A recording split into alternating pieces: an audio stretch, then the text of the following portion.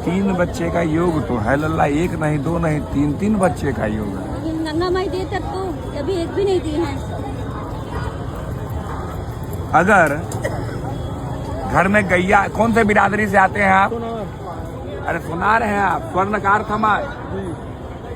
सर्वप्रथम घर के अगल बगल में गैया है? अपने पास गैया है? तो अपने वेदों में एक मंत्र है कि सर्वे देवाः स्थिता देहे सर्वदेवमयी गौः, अर्थात समस्त देवी देवताओं का वास निवास गौ माता में होने के कारण गौ को सर्वदेवमयी कहा गया है। अगर किसी को संतान उत्पत्ति में कष्ट हो, आपको मैं बतला दूं कि राम जी की भी जो उत्पत्ति हुई वो गवा सहस्त्राहि, कहने का अर्थ यह है कि यह रामायण में उल्लेखित है कि जहाँ पर 10 लाख गौओं के घी से हवन हुआ, वहाँ पर राम जी को उत्पन्न करने के लिए स्वयं प्रजापत्य भगवान अग्निदेव हाथों में दिव्य पात्र सोने का लेकर के उसमें खीर लेकर के आ गए। तो खीर तो बकरी के दूध से बना नहीं होगा, ऊँटनी के दूध से बना नहीं होगा। तत्पश्चात उनके पूर्वज सम्राट दिलीप को जब संतान नहीं हो रही थी, तब उन्होंने अपने गुरु, उनके भी गुरु वशिष्ठ जी, उनके आज्ञा से उन्होंने सुरभि की पुत्री नंदिनी की सेवा की। तत्पश्चात उन्हें पुत्र रत्न में रघुकुल को चलाने वाला रघु की उत्पत्ति हुई।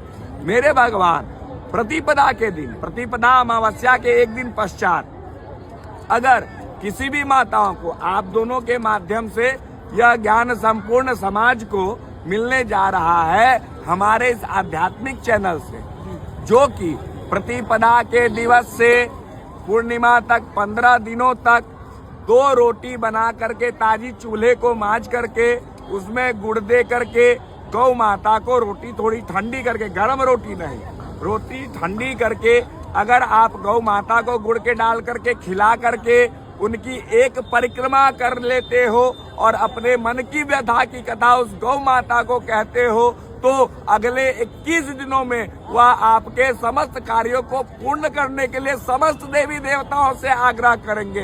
कारण क्यों?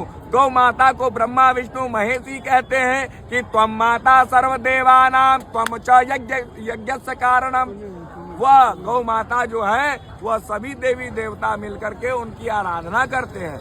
लल्ला लिखित रूप से शास्त्रों में वर्णित है, अगर संतान उत्पत्ति में कष्ट हो तो निश्चित रूप से आप गौ को, अभी तो मिलेगा नहीं जौ, अगर जौ की व्यवस्था हो जाती है तो उसका आटा गूंद लो। प्रतिपदा से लेकर के पूर्णिमा तक में यह ग्रास करवाना है 15 दिनों तक।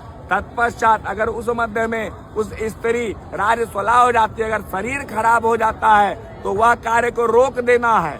और अगले फिर प्रतिपदा से लेकर जो दिन बचेगा, जैसे 4 दिन 5 दिन कम हो गए, 5 दिनों, 4 दिन तो वैदिक शास्त्र में है, लेकिन 5वें दिन में शरीर की शुद्धता होती है, तो आप यह कार्य फिर बचे हुए दिनों में कर सकते हैं, ऐसा शास्त्रों में वर्णित है। और मैंने तो कई बार कई लोगों कहा और यह प्रमाण भी है। कारण क्यों? प्रत्यक्ष किम प्रमाणम। गाजीपुर मरदा थाना घरिया गांव चनखरा टोला में यह कार्य हुआ है। वह यदुवंशी परिवार था, हमने वहां अपना 26वां यज्ञ किया था और माँ भगवती की कृपा से 108 यज्ञ पूर्ण हो गए।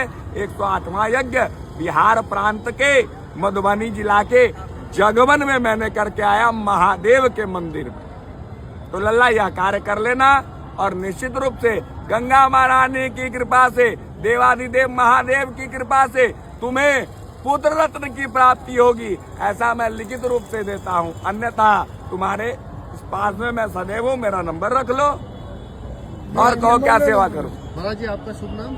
जय लल्ला। हम असीतानंद जी महाराज में श्रीधाम वृंदावन गोविंद मठ परिक्रमा मार्ग पर है, अपने गुरु के शिष्य हैं और गोविंद मठ से हैं। असीतानंद नाम हुआ हमारा। बहुत बहुत धन्यवाद महाराज जी।